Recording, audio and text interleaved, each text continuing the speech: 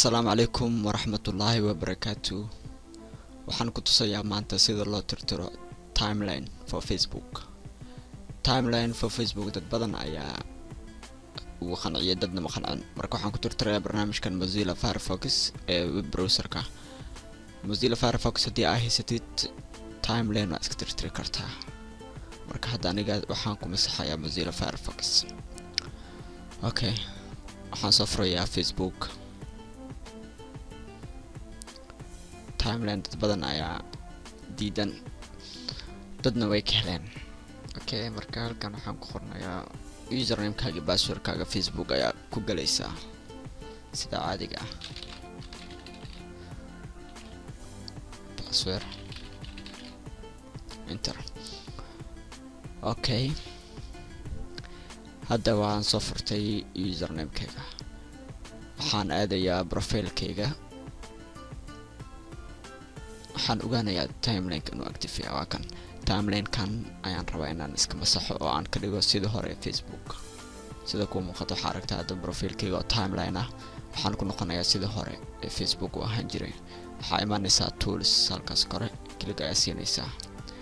tools ayaa ku dhufanaysaa kadib halkan waxaa ka dhex dooranaysaa add-ons waa bartaas midkaas ayaa ku dhufanaysaa.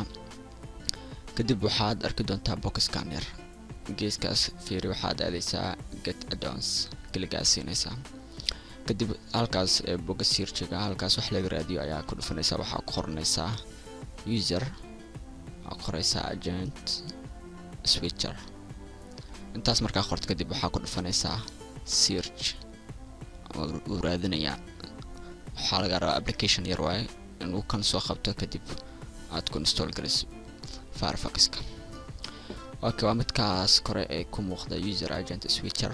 midkaas dhanka kale ee midigta ayaa aadaysaa. waxaa ku dhufanaysaa add to Firefox. bartaas add to Firefox ayaa click siinaysaa. waxaa sugaysaa connecting uu sameynayaa. kadibna box-kan ayaa ku soo booday. halkan waxaa ku dhufanaysaa install now. bartaas ayaa click siinay install now. waxaa sugaysaa marka connecting installation uu sameynaa. daqiiqad ma dhama wuu dhameeyay installka. restart Firefox to complete your changes. marka Firefox-kaaga restart ayaa u sameynay. restart ayaa ku sameynay wuu isxiraa dib ayuu soo kacaa haddana. markaas hawsha waa caadi. restart Firefox ayaa click siinay. bartaas ayaa u dhufanaya si automatic ayuu isku xiraa dib ayuu soo kacaa haddana. waa suganaa intuu ka soo kacayo. okay, wax yar la ilbiriqsiya. okay, waa kan uu soo furmay midkan close ayaa iska dhehaysaa waa iska xiraysaa markaan ma loo baahna mar hadduu install gareeyo. okay, waxaa aadaysaa profile-kaaga Facebook wuu furan yahay si automatic ah. marka halkan waxaad ku aragtaa weli timeline ayaa saaran. marka wadada muhiimsan hadda waa aan sameynayo timeline-kan ka qaadaa. waxaan ku noqonayaa Facebook-gayga hore siduu ahaan jiray.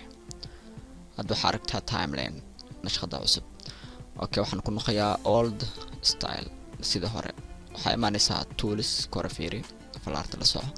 tools ayaa ku dhufanaya kadib waxaa halkan imaanaysaa default user agent. halkan waxaa kasii dhex dooranaya internet explorer. haddana waxaad dooranaysaa internet explorer 7 midkaas ayaa ku dhufanaya dhexe 7. marka intaas ku dhufato kadib waxaa sameynaysaa bogaaga refresh ayaa ku sameynaya ama reload qofka sidoo yaqaan calaamadaas ayaa ku dhufanaysaa. ala click siina isla markii waxaa arki doontaa isbedel uu ku noqonayo Facebook-gaaga hore sideeda hore ayuu ku noqonaa. okay, refresh aan dhahay waa sugaa wax yar.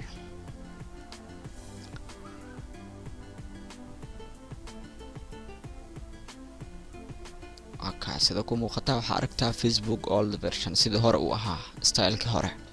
hadda waxaa ku aragtaa profile-kayga timeline waaye ma leh sidii hore ayaan ka dhigtay. waa kan sida ku muuqata waxyaabaha dhan information-ka iyo asxaabta wixii markaas la update gareeyay wixii la soo post gareeyay wax walba si caadi ayaa arkay sida email aad ku arki jirtay chat-ka sidoo kale wax walba sida hadda caadiga ahayd. hadda timeline ma ii saarna info haddaan ku dhufto information-kayga friends-kayga kulli wixii warbixinta sidaas ayaa arkaysaa sidan hadda ku muuqata. waan filaa inaad fahamto. dad badan ayaa weydiiyay dadkaas isoo weydiiyay ayaan u faa'iideynayaa ee walaalahayga qofkii yaqaan ha baro dadka aan aqoonin. hadda profile-ka waa ka taga home-kan ku dhufanaa. waxaan kusoo noqonaa profile-ka. waxaadna arki doontaa sida hadda uu yahay timeline ma lahan waa sida caadiga ahayd. waa kan sida ku muuqata. okay, akan aad ay u fududahay wax weyn maahan loo tusla u baahan tahay bis tusaale yar la u baahan tahay okay waa iska xiraa marka logout aan rajeynaa in aad fahmi doontaan waa arrimaheena oo idin leh sidaa iyo nabadgelyo السلام عليكم ورحمة الله وبركاته بر أما برو